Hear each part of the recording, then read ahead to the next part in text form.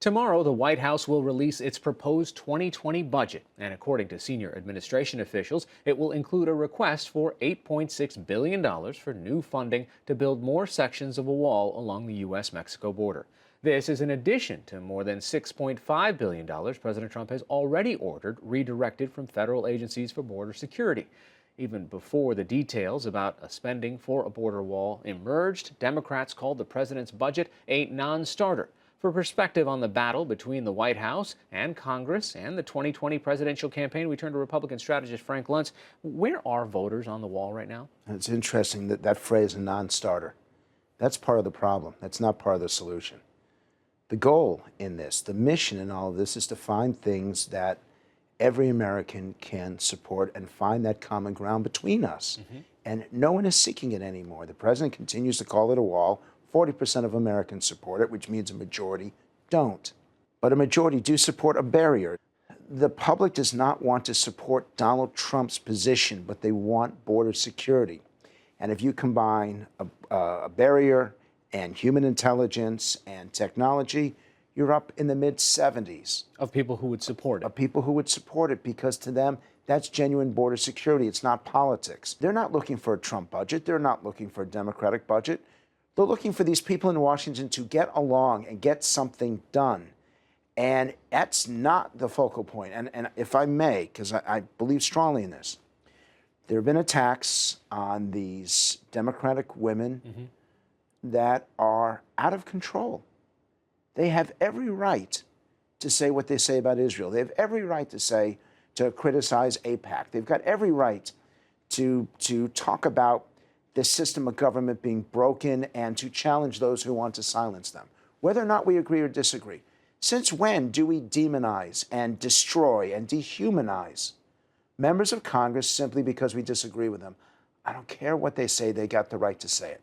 You talk to all sorts of people across the country. What does it mean to be a Republican today? If you are a Republican today, you are a strong supporter of Donald Trump. He has a greater degree of support within his party than any Republican president has ever had since they started polling. Is this the same party that pre-Trump? This is a party that used to care about the federal debt, and the debt's much bigger now than it was. This is a party that believed in open, free trade, and now it's a party that has come to support tariffs. And yet, if I can be candid with you, even my own position has changed on an issue like that. I do see the threat from China. I do believe that the policies of Republicans and Democrats, as the public does, have failed.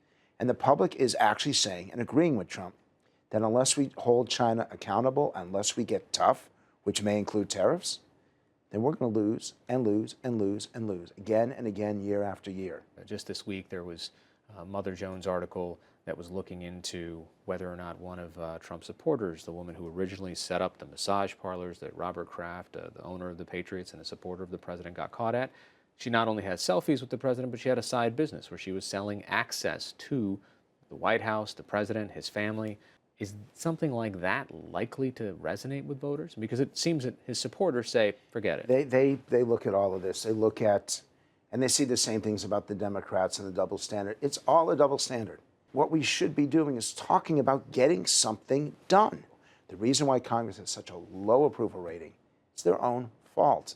We are not productive anymore in politics, and it requires the business leadership to set up. It requires education leaders to step up and say enough is enough. We're not Republican or Democrat, we're American.